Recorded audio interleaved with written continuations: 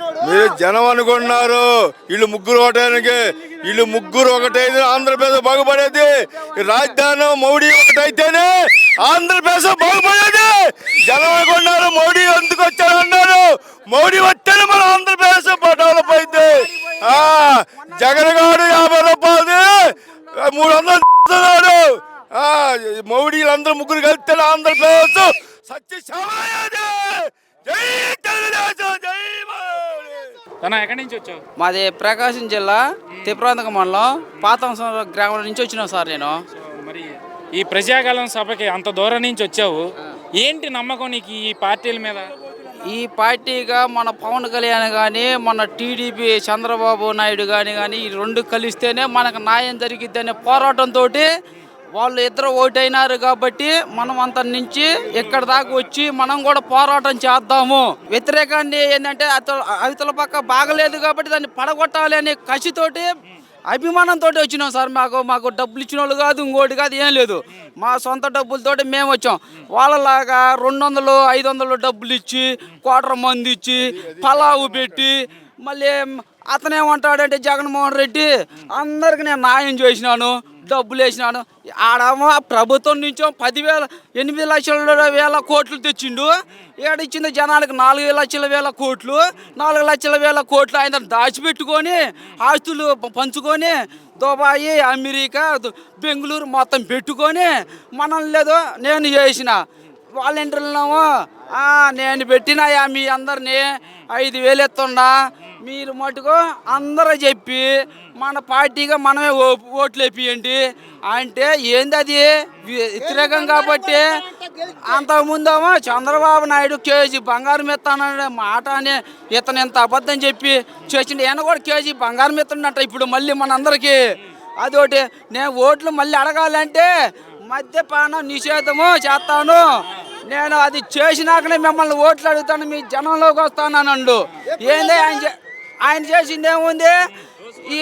ఈయన ప్రచారం పెట్టుకోవడానికి మీటింగ్ పెట్టుకునేదానికి అల్లాడ బటన్ నొక్కుతున్నాను ఈడ బటన్ నొక్కుతున్నాను, ఇదే ప్రచారం ఇదే మీటింగు జనానికి. అతను ప్రత్యక్ష ఇప్పుడు ఎన్నికలు కూడా అయిపోయిందిగా, నోటిఫికేషన్ వచ్చింది నిన్న 3ంటికి. అప్పటి నుంచి ఇప్పుడు రమ్మనంగా ఒక్కడు వచ్చి పరిపాలన మామూలుగా ఒక మీటింగ్ పెట్టి చేయమను 15,000 అమ్మ ఒడి అన్నాడు. అమ్మ ఒడికి అమ్మ బుడ్డికి అయ్యే బుడ్డికే సరిపోయింది. ఇది మందు ఏమన్నా డబ్బులు పెంచిండు, ఏమన్నా క్వాలిటీ తెచ్చిండా?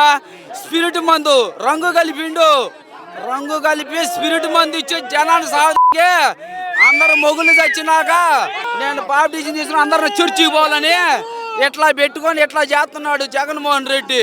జనాన్ని ఆడ చేసిండు. ఏమన్నా రోడ్లు బాగుండయా? వేమూరు నియోజకవర్గం పేపర్ అమ్మత్తలూరు మండలం. ఏంటి ఇప్పుడు దాదాపు 10 ఏళ్ల తర్వాత ముగ్గురు నాయకులు ఒకే వేదిక మీదకి రాబోతా ఉన్నారు, చంద్రబాబు నాయుడు, నరేంద్ర మోదీ, పవన్ కళ్యాణ్. సో మరి తెలుగుదేశం కార్యకర్తలుగా దీన్ని మీరు ఎట్లా చూస్తారు? తెలుగుదేశంగా అంటే అభివృద్ధి ఎక్కువగా ఉంటుంది. అదేమో 4 సంవత్సరాల నుంచి ఏం అభివృద్ధి ఏం లేదు. ఒక రోడ్లు లేవు, ఒక రైతు భరోసా లేదు, ఇక ఏమి లేదు, రైతు ఇన్పుట్ సబ్సిడీ లేదు, అన్నీ ఏమీ లేవు. రైతులకి అందరికన్నా ఎక్కువ నేనే చేశాను చెప్పుకుంటా. ఏమి లేదు. నేను ఒక 15-20 ఎకరం వేస్తా, మాకు ఏమీ లేదు. మొన్న తుఫాన్ వచ్చి వదిలి తడిచిపోయినా ఇన్పుట్ సబ్సిడీ లేదు, ఏమీ లేదు.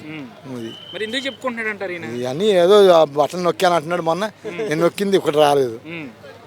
అది ఇప్పుడు అప్పులు విపరీతంగా తీసుకొస్తున్నారు, ఏం చేస్తున్నారు మరి? డబ్బు మాకు కూడా రైతులు లేబర్గా పంచుతున్నాడు. అది అలాగే అందుతున్నాయి అసలు, కొందరు అందుతున్నాయి, కొందరికి అందట్లేదు. అది మరి ఏ ధైర్యంతో మళ్ళీ నేనే గెలుస్తా 175 నాకే వస్తాయని అని అంటారు. చెప్పుకోకపోతే ఏముంది, నేను వస్తాను గెలుస్తాను అంటావు. ఏముంది దానికి తారతమ్యం?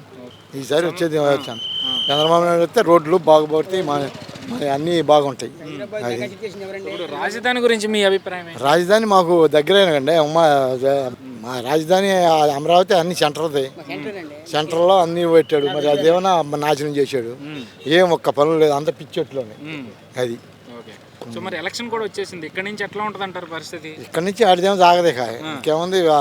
ఎవరన్నా మేము మాట్లాడినా కానీ బొక్క ఇప్పటి నుంచి ఆ పరిస్థితి ఉంటుంది. ఆ పరిస్థితి ఉండదు, ఇంకెందుకు ఉంటుంది? అడుగు పోలీసులు కూడా ఇప్పుడు మాకు ఇంత సపోర్ట్ ఎప్పుడు లేదు. మొన్న ఇంకొల్లు కూడా వెళ్ళాము, అప్పుడు అసలు పోలీసు ఒక్కరిని కూడా ఒక్కడు లేడు.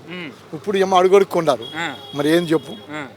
సో అంటే పోలీసులు కూడా ఇప్పటి వరకు పట్టించుకునే వాళ్ళు ఇప్పుడే పట్టించుకుంటున్నారంటే ఏంటంటారు కారణం? ఏంటంటే కారణం అంటే మరి ఇదివరకేం ఆడి మాట విన్నారు, ఇప్పుడు కోడ్ వచ్చిందిగా మాకేం ఎవరైనా సమానమే అంటున్నారు. అది ముందు ఫ్రీగా పంచిపెట్టేది ఆపేయాలా.